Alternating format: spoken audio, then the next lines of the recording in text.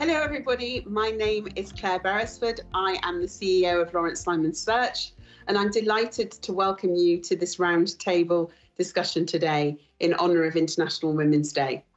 Before we start, I'd just like to introduce my business, Laurence Search, an international specialist legal and compliance search company. What we do is we take talent from across the globe and match it to the requirement of our clients, both in-house legal departments and private practice law firms. We have a 32-year history of doing this, and I am hugely proud to be the owner of this business with all of the history and pedigree that we have.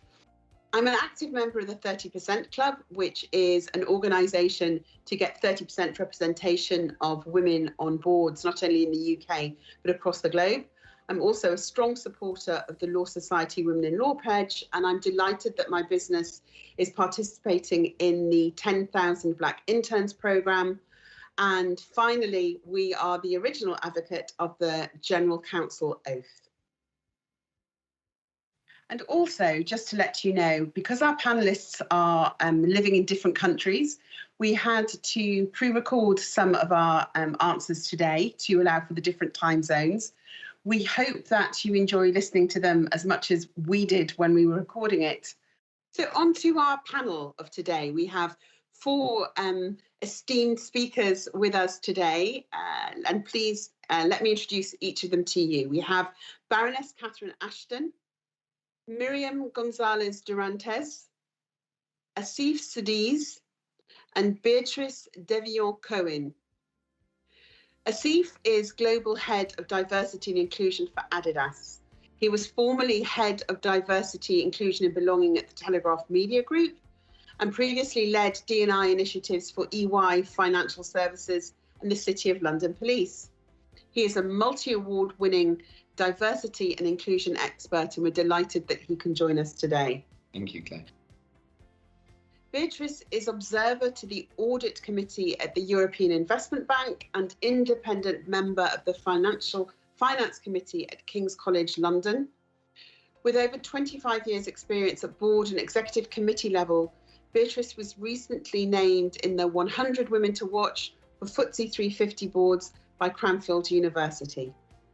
Thank you very much for inviting me, Claire. Baroness Ashton is a British Labour politician who served as High Representative of the European Union for Foreign Affairs and Security Policy. She was the first Vice President of the European Commission in the Barroso Commission, and she has won praise as a negotiator in difficult international situations, in particular in her role for bringing Serbia and Kosovo to an agreement in 2013. Miriam is a partner at Cohen Gresser. She's Vice Chair of UBS in Europe, and she's also the founder of an international charity called Inspiring Girls. This fantastic charity, which works across the globe, aims to raise the aspirations of young girls by connecting them with female role models. Prior to joining Cohen and Gresser, Miriam served as the chair of the International Trade and Government Regulation Practice at Deckert in London. And she was also previously at the European Commission as a senior member of the Cabinet for the EU External Relations Commissioners, Chris Patten and Benita Ferrero-Waldner. And then she was also an EU negotiator to the World Trade Organization. That is quite a mouthful, Miriam. Thank you for joining us today.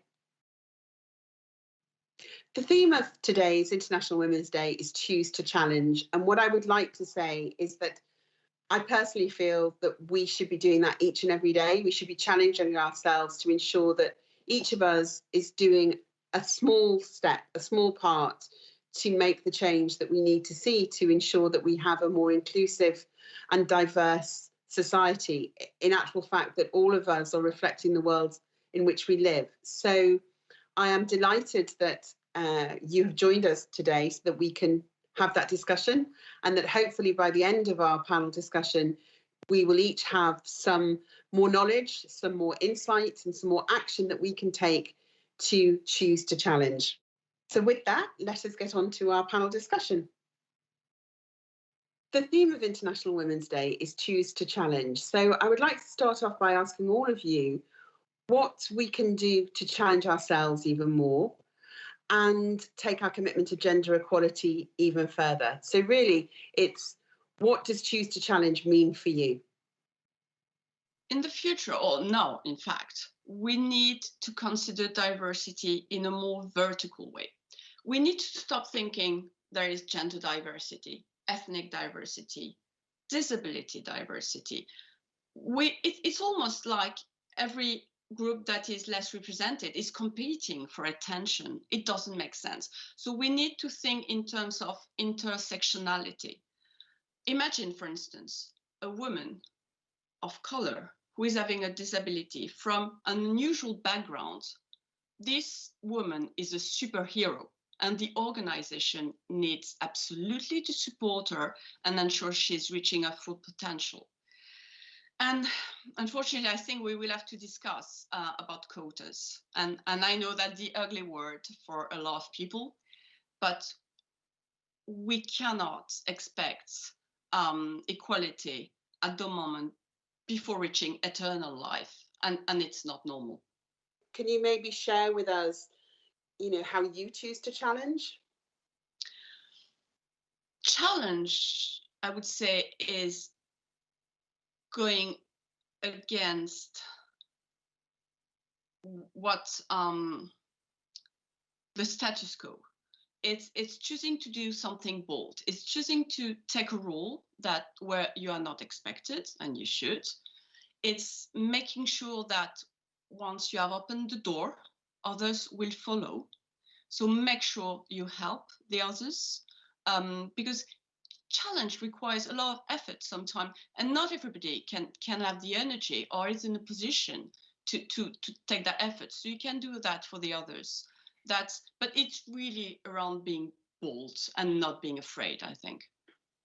One of the big things is there is this notion sometimes in the D&I space that, for us to challenge and change the environment, it's the big things that we must do. It's the thousands of pounds worth or dollars worth of, fancy programs in D&I that we can implement and so on. And that's not true. When we choose to challenge, it should be the day-to-day behaviors that we can impact. The biggest change I've seen in the space of D&I has been when, everyone plays their part, every single individual stands up for what they believe in, and challenges at a smaller sort of scale, because that has a bigger impact on the cultural change that an organization needs. So I truly do believe it's the small things. And just to put that into perspective, what are the small things? Well, it could be simple things like, if someone in a meeting hasn't had an opportunity to speak up, you can stand up and challenge and say, I know so-and-so hasn't said anything. Can we hear her views or, his views? And it's that kind of small things that really impact and change behavior in the long run. Because otherwise, a lot of interventions within the D&I space can seem like something which is in the distance. So it's not something people really live and breathe in their day-to-day interactions. But if we really bring it down to that team level or individual level, then we can have a much bigger impact. So Miriam, if I may, please can you tell me about your current role and your journey to where you are now? Well, I'm an international trade lawyer. I'm based in California right now, but operating in different countries. I have been many other things in my past, a trade negotiator, a diplomat. But one of the things I'm really attached to is that on my free time, I'm the founder and chair of an organization called Inspiring Girls that is based in the UK, operates in 20 countries, and we do something really simple but very effective, which is to connect girls with female role models, women from all walks of life and in every kind of area. What is your approach to understanding the perspective from colleagues who have different backgrounds to yourselves?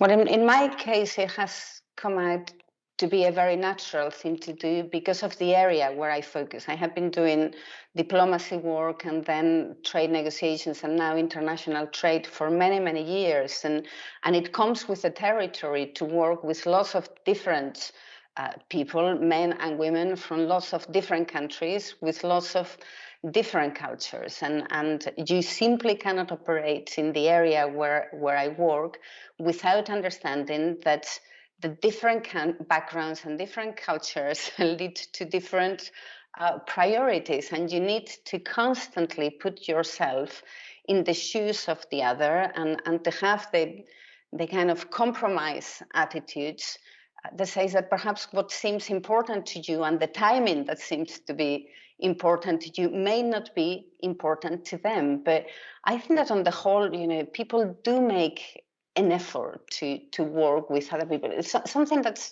is fantastic about the world is that this kind of globalization that we have had over the last few years has helped us all more to understand how we all see things slightly different. And this is all about respecting the individual. I normally do not like too much the discussion about or women are whatever conflict resolution individuals, or women are better negotiators, or whatever. I think that it all goes down to the individuals. Some are, some are not. Some from a particular country may see it in this way, some in a different way, and you just have to be open to that.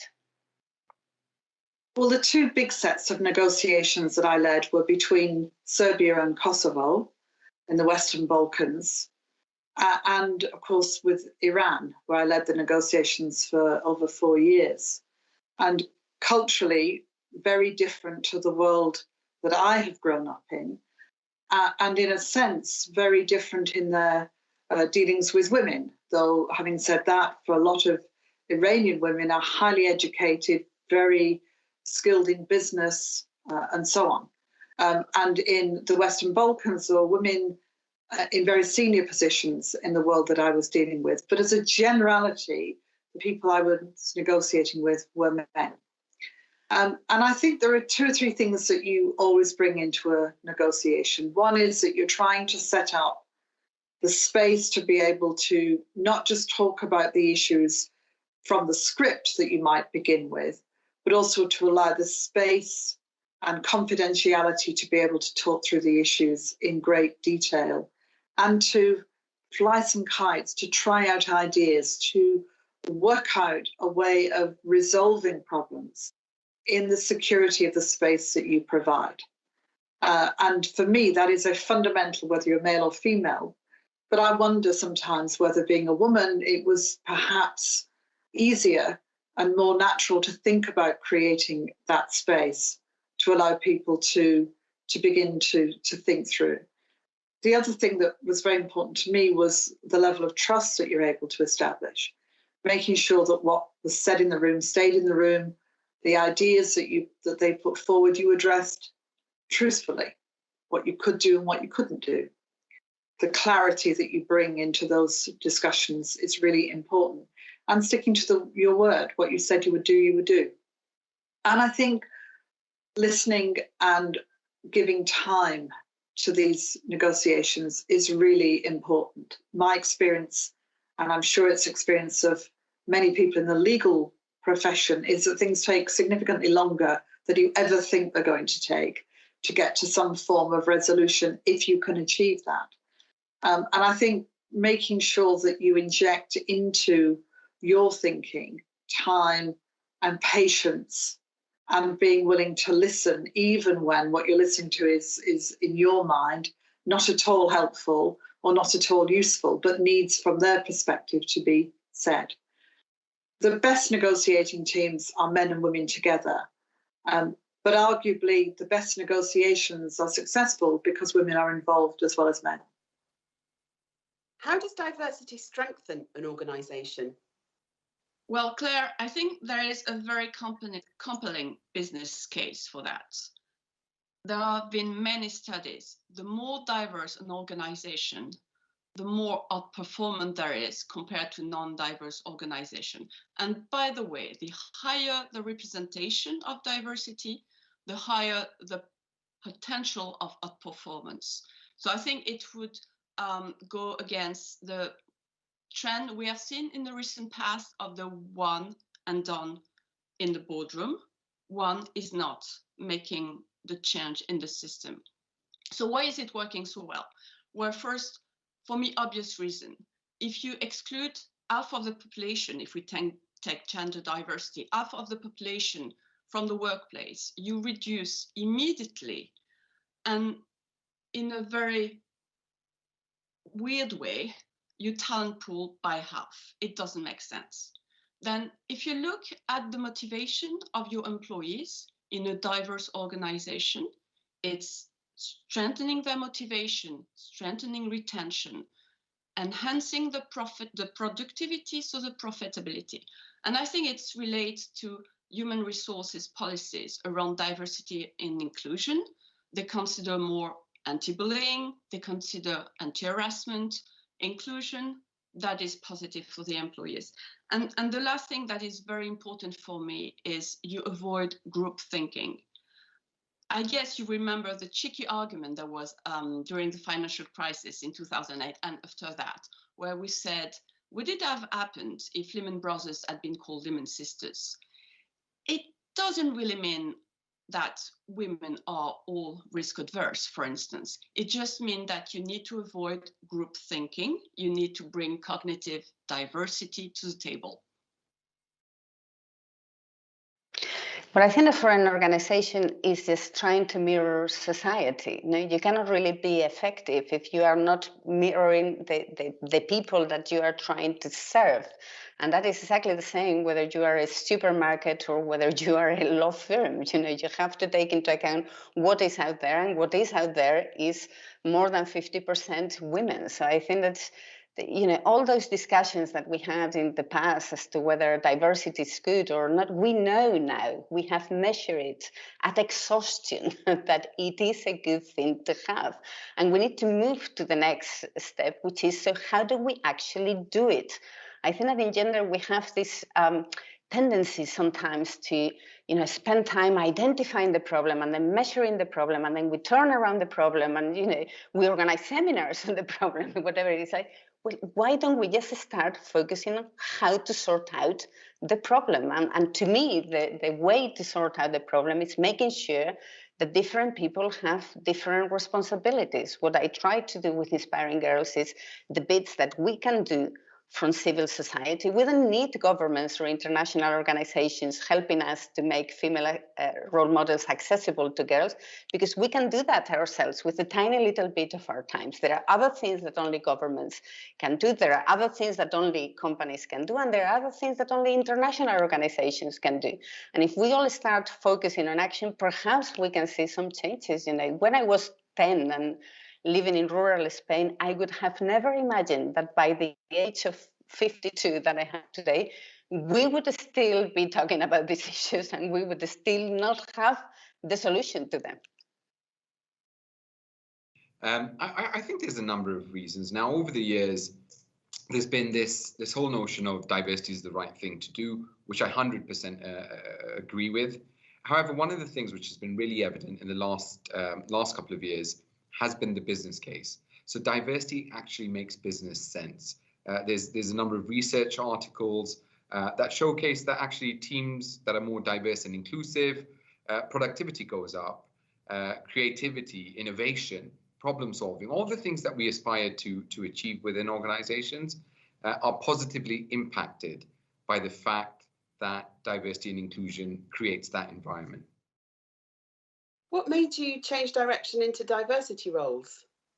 Wow, yeah. So I have worked in so many different industries, and I think the common thread's been the D&I piece. But for me, it's been, how can you continue to utilize the different skills that you pick up, or the different challenges and opportunities in different industries, and then apply them across different sectors. I mean, interestingly, when you look at the public sector, so the police service, some of the challenges there were very similar to the challenges at Ernst & Young when I worked there, which, just goes to show you that diversity and inclusion, no one's got it 100% right yet, but the opportunities around the change that we can bring are similar. And that, breadth of different industries just provides you with a different insight. So, they always say in D&I that to disrupt normal patterns, you have to think outside of the norm. And I think that's so true, especially in the D&I space. What you don't need in D&I is, the 10, 15 years experience in one industry, because then you're not really being innovative or bringing different ideas in. Baroness Ashton, Catherine, you've worked in politics and foreign affairs, and you were the first woman to hold the trade portfolio for the EU. In your view, is it harder for women in these fields? Claire, I think it's certainly different. And arguably, if you're likely to be one of the first, if not the first, then in a sense, you're setting out a roadmap that you hope other women will follow. And you're expecting a lot of yourself, but the expectations on you as a woman in any form of public life are different. Much more notice of what you wear, a lot more notice of your commitments, particularly family commitments, a lot more interest in the person, if you like. And that isn't always positive, as we know from the experiences of many women who get to senior positions in public life or indeed in any walk of life. What advice would you give for women choosing this field, and how can women already there support them? Well, first of all, if they're thinking of choosing it, then my answer would be yes, please. The more women we have in public life generally, but especially in the fields of foreign affairs and diplomacy and so on, then the better. When I chaired my first Foreign Affairs Council of the European Union, there were then 27 countries. Croatia had not yet joined. And all the foreign ministers were men. I was sitting in the chair, and one of them said to me, "Cathy, what's it like to be the only woman in the room?" And my answer was, well, I'm in charge, so that's okay. But it's not unusual to still find in these fields that there are few women. So number one, yes, please do get involved. And for the women already involved, they know that it's really important to make sure that they push the ladder down behind them, not pull it up after them.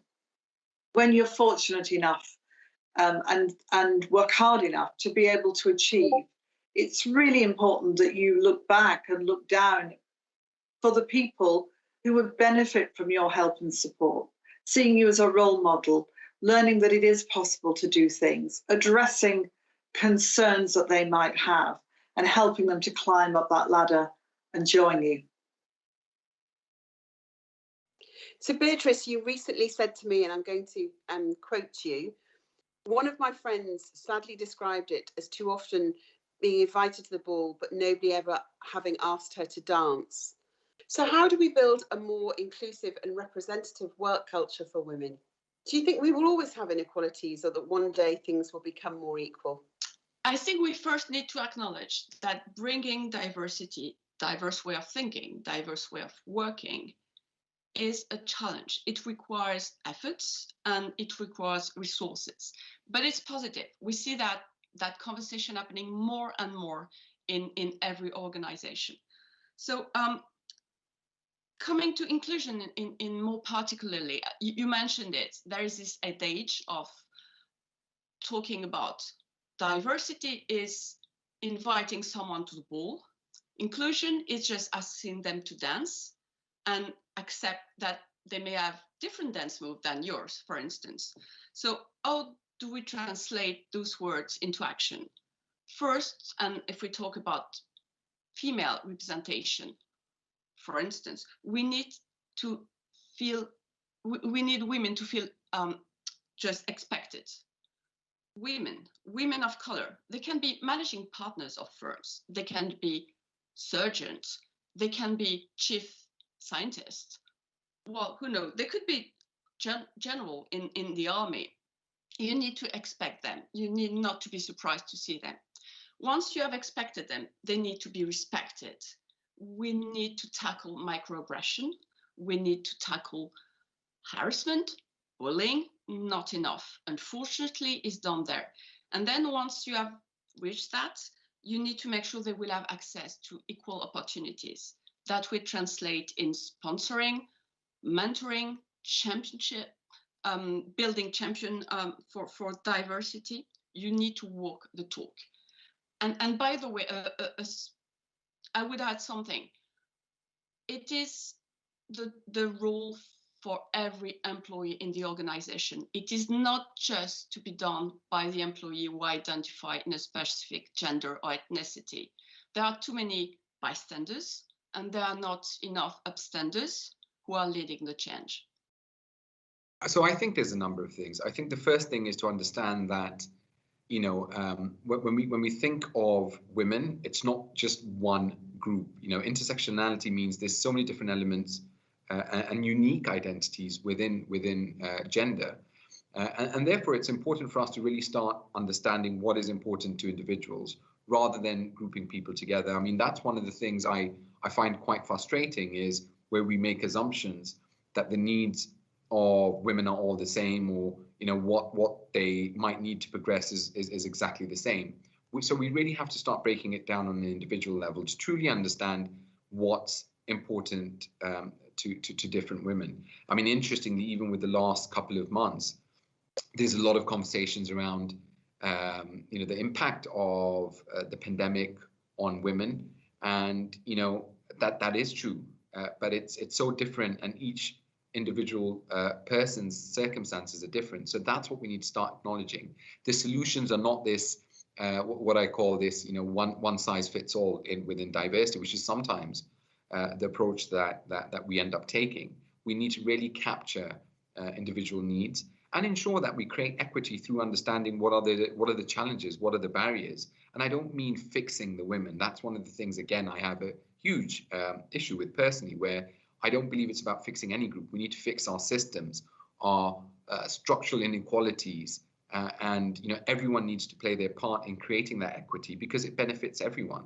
It's not a responsibility that women need to take on by themselves, or that we need to fix them and put them on particular programs in order to make them the cultural fit. We need to start viewing things as a cultural add, and then that's where we really embrace the individual identities. And actually, back to what we discussed initially, it's about that individual. When people can bring their whole self to work, that's when we truly benefit from their diversity, and that creates better output.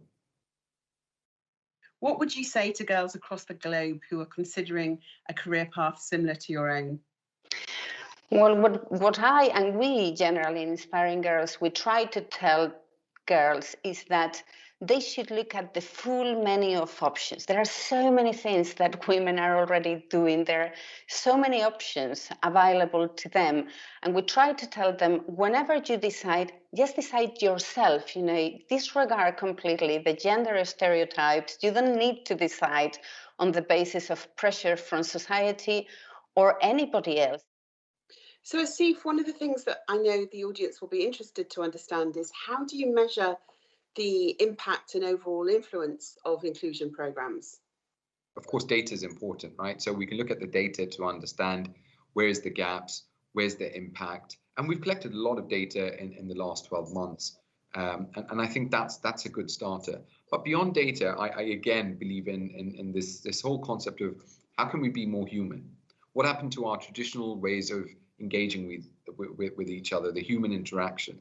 How can we ask people what they need, what impact this has had on them?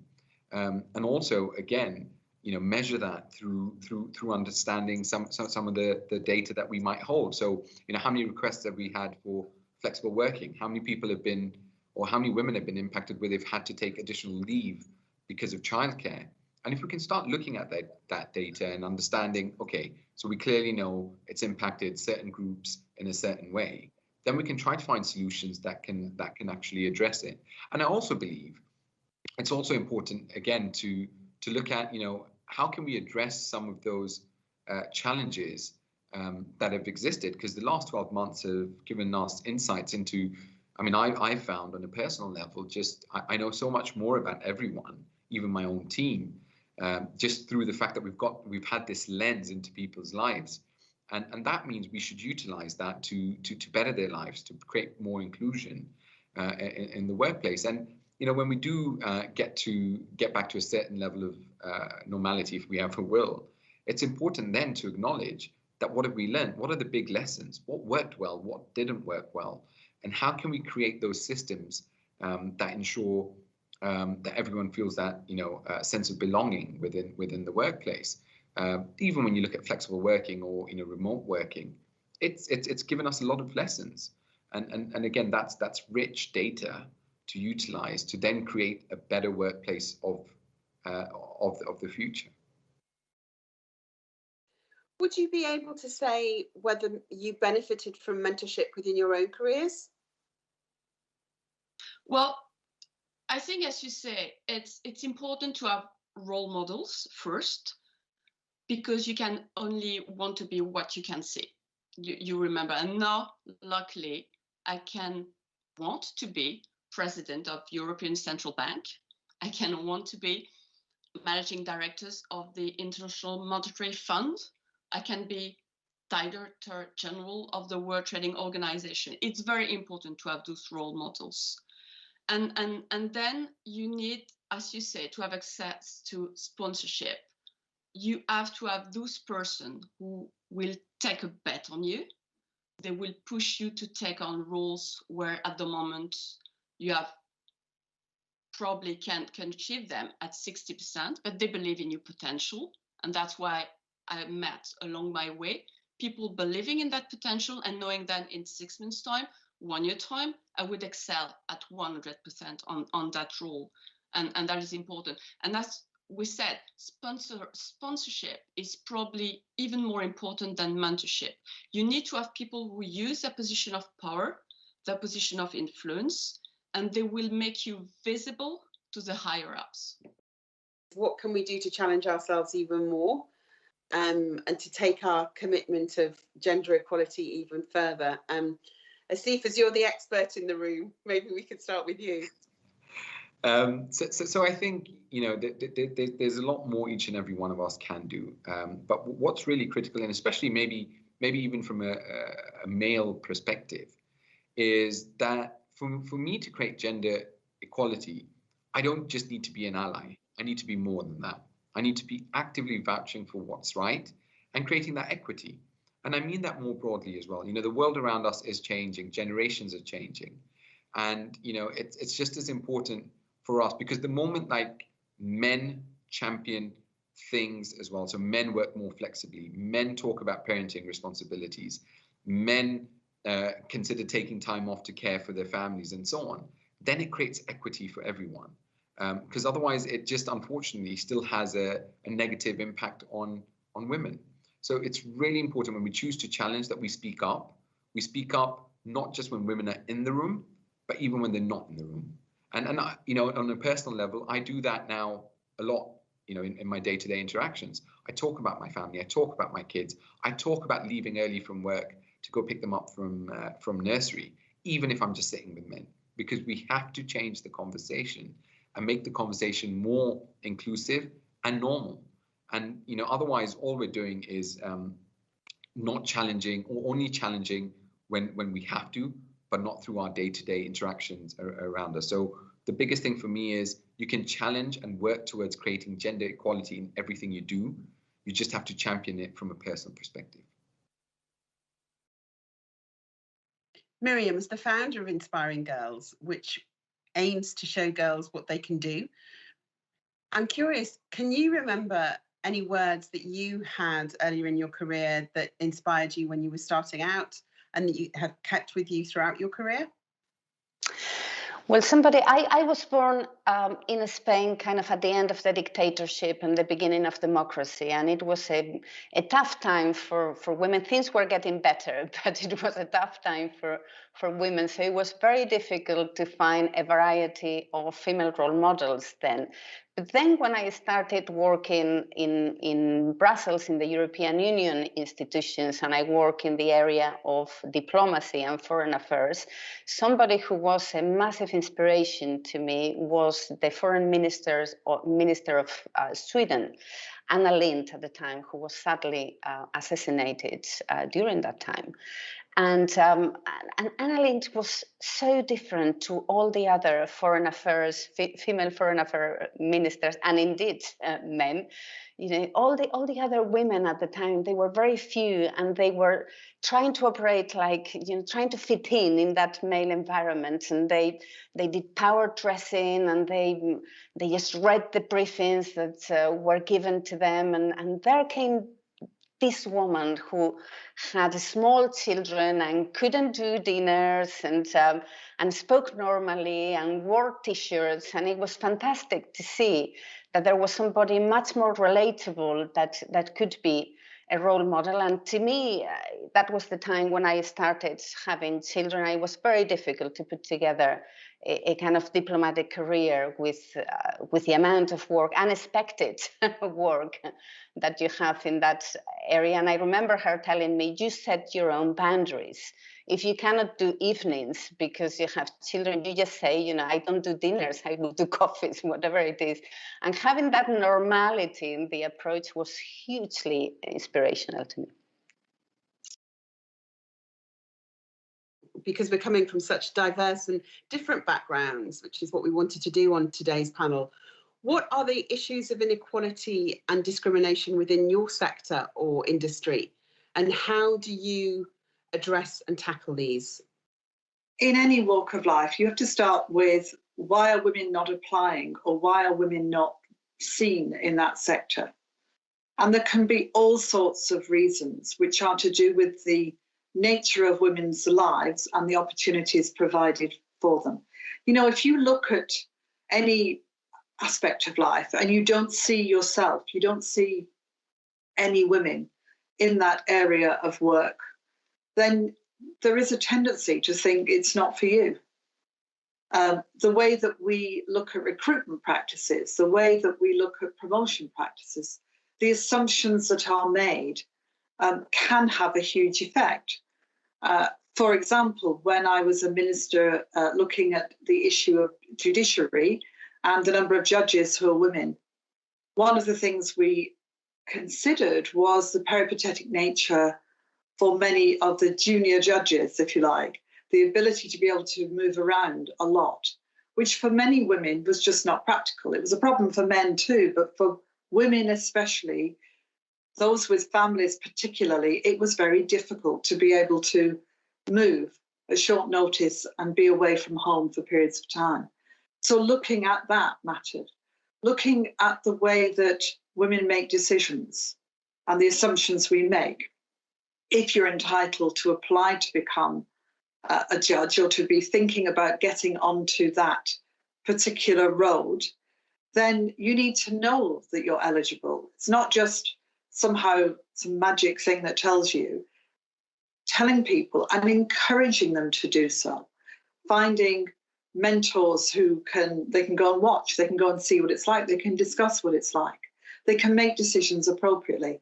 And even in the world of diplomacy, you know, there were many reasons why women did not apply to become diplomats, ambassadors in different places. A very simple one that I came across was the timing of the school year. Women wanted to be able to start their new job in a different country in order to get their children into school at the right time of year. It's a simple point, but it's amazing how we don't consider that necessarily when we're thinking about how do you determine what timing you have, and equally how much you think about the needs of the people that you have coming through. So there's lots of very, very practical things that need to be thought about, combined with the effort to say, you can do this is for you, and making sure that not only do women apply, but they're given the opportunities to become part of whatever it is, whether it's in the legal profession, in diplomacy and so on, and then encouraging them and supporting them through that process to the very top of their career. One of the questions that we frequently sort of ask ourselves internally and then ask of our clients are, do diversity goals justify some short-term compromise whilst we address the imbalances? You know, how can we tackle that? You know, what's your view on that? So I think I don't think it necessarily compromises anything. I think it's how we view things, which is the big thing, right? So, you know, just as you were asking the question, I was thinking of what's one of the big challenges in this space, even when people are trying to search for more diverse talent. And it's how do we live and breathe even what we're saying? So, you know, how many job ads do we see things like we value flexible working, but what does that really mean? How many people discuss that? How many people even offer that? Job share, how many times do you hear that? It is usually at the bottom, but do we bring that to life in our conversations? It's similar to the statement which you've all probably seen that you find in many job ads, which says, you know, we're an equal opportunity employer. I've always challenged that, because what does that mean, really and truly? And do we explain it? Do we create comfort around the interventions and the things that we're bringing in to address that? And I think the second challenge is the perception. So the perception around, does diversity mean we're going to you know, make certain exceptions, or we're going to reduce the caliber of talent, which I completely disagree with. I think it's got nothing to do with that. It's just how we view things. Now, statistically, there's a lot of evidence around you know, how women will view certain job ads. You know, and you probably know this well, where that, you know, men will look at jobs and see, you know, the criteria and look at one thing that they do have and say, oh, well, yeah, this is the job for me.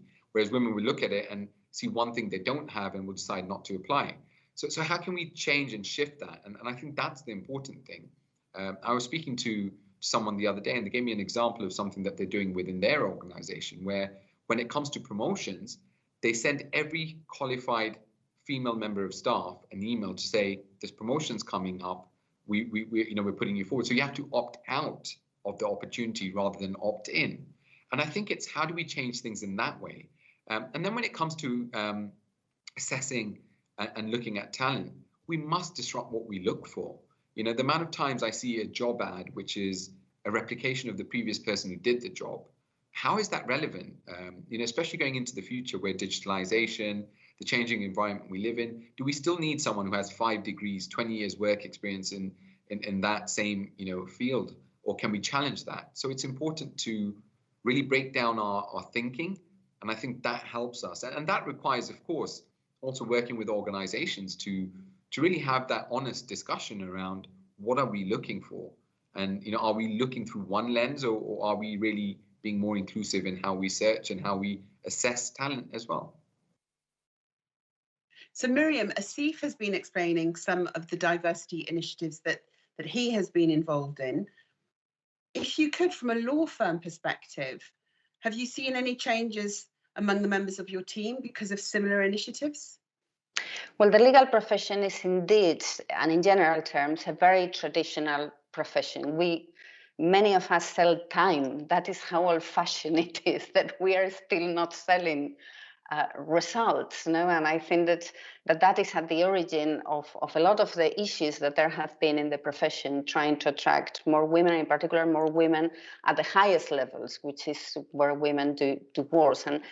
And I think that a lot of effort has been put into promoting different initiatives. There have been an enormous amount of mentoring initiatives, sponsorship initiatives, unconscious bias training initiatives. It's very good, by the way, that firms are sharing much more of that knowledge with each other, but the results are still not there. And I think that, you know, one of the areas where I'm hoping that we would see more change now after what we have all gone through with COVID and digitalization is flexible working, and understanding that many lawyers can work from different places, including from home. And the results of the firms this year, you know, they were telling us in the past, no, we cannot really do flexible working. That would be the collapse of our businesses. Everybody has to be at the office. Well, guess what? This year, most of the lawyers have been in their homes, and many of those firms have had fantastic years from a business point of view. So I'm hoping that this is something that stays towards the future, and something that I think that we all have to challenge ourselves on is focusing on the results.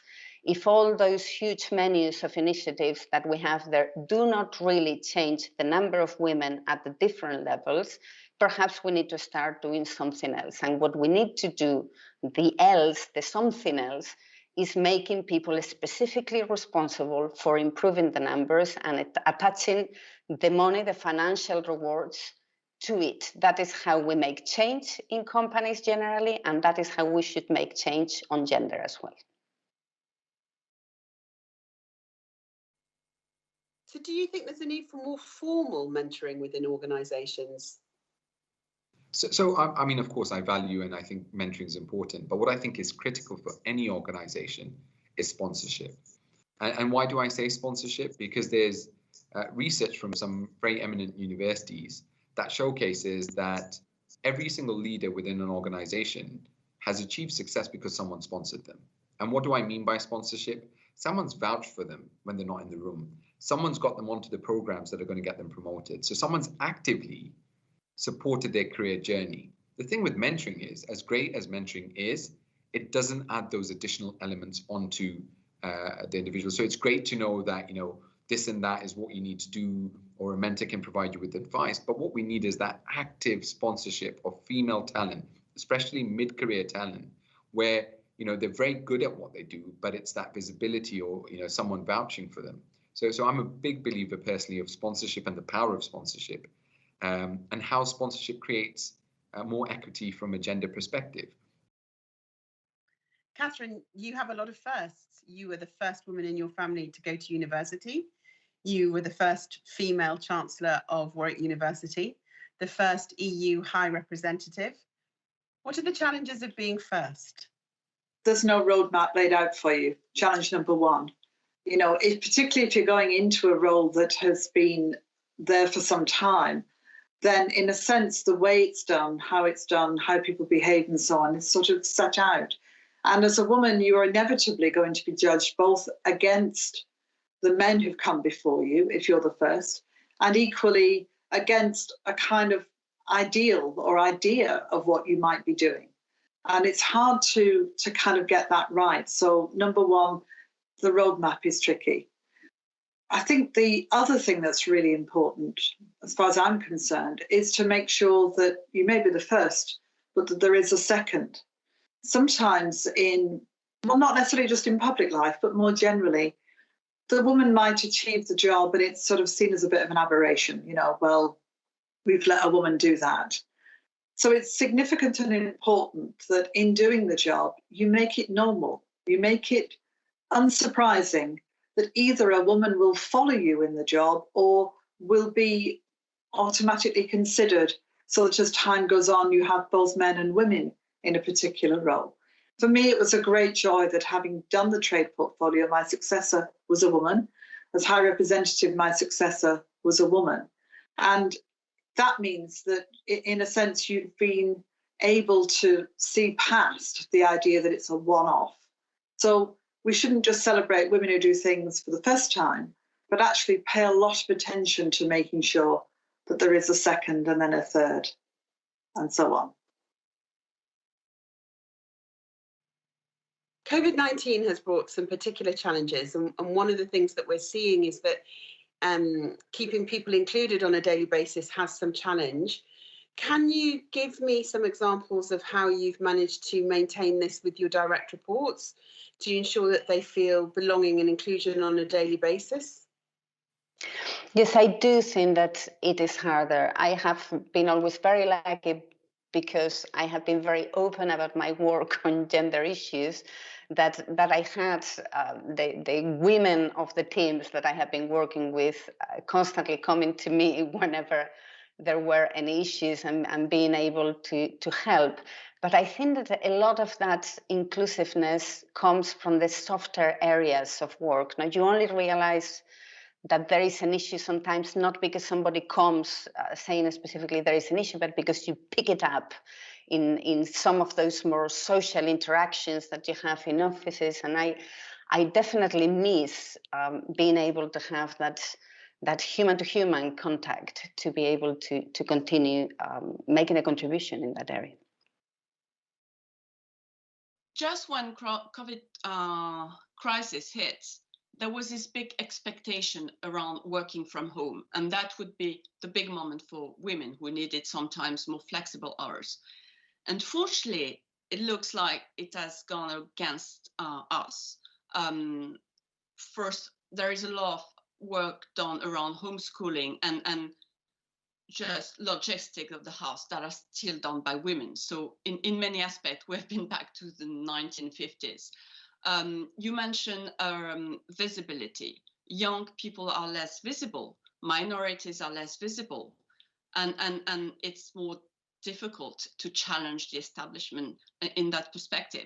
And the last thing that is really annoying me is this idea that in COVID crisis or post-crisis, we are not in a position to take any risk. We are going to be risk adverse.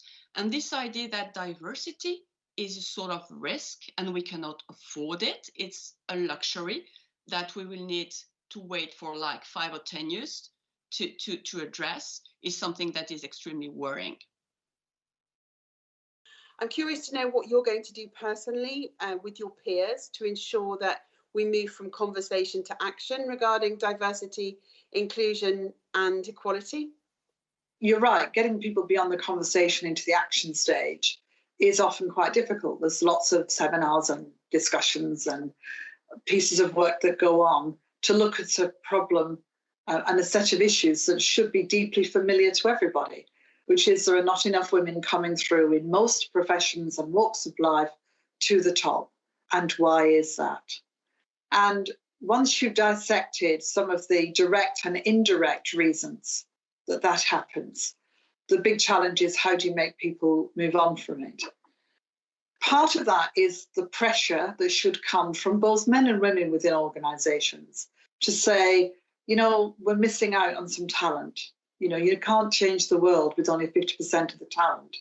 You need to use all of it. It's also about recognising the potential for business growth, development, enhancement, because you're getting talent from different people with different experiences. And sometimes it's also the pressure that comes from the outside. If you want to get the best applicants to your firm, your business, your walk of life, then very smart people, men and women, look at your business and make decisions on a number of fronts. But one of them will be, well, what's it like to work there? How far is this a firm or an organisation that recognises what it should be doing and how far it needs to ensure that it has the broadest possible diversity? And of course, within that, women need to be playing a significant role. So there's a combination, the pressures on it, but more than that, it's about when you start at the conversation stage, is agreeing that when the action point comes, that there will be not just a list of things to do, but a determined timescale in which they must be done. And the opportunity for people to reflect, not just at senior levels, but right the way through an organisation, to say, how are we doing? What more can we do? What's going well? What's not going so well? What could we improve? And setting targets, which is something that in terms of what you want to achieve in bringing women into organisations is incredibly useful. I wanted to make sure when I was appointing ambassadors across the world, heads of delegation for the European Union, we had 141 across the world, that we moved from a very few women who were involved in the previous type of delegation to bringing in the best talent we possibly could from right across Europe. And we got that number up dramatically. I think it went up to about 45, 46, something of that nature. Still not enough, but I interviewed and appointed every one of them. And one of the things that some of the women said was it made a difference because there was a woman doing the interviews. And they thought, well, I can see myself. I see there's somebody there who may actually be interested in my skills, my abilities, and what I can do. And it surprised me even that that was something that made a difference. So getting from the dialogue to the action is about setting yourself the goals, setting yourself the targets, finding ways to review it, looking at what you can do, and consistently checking to make sure that you've understood why things are not happening and how you can make sure that they do.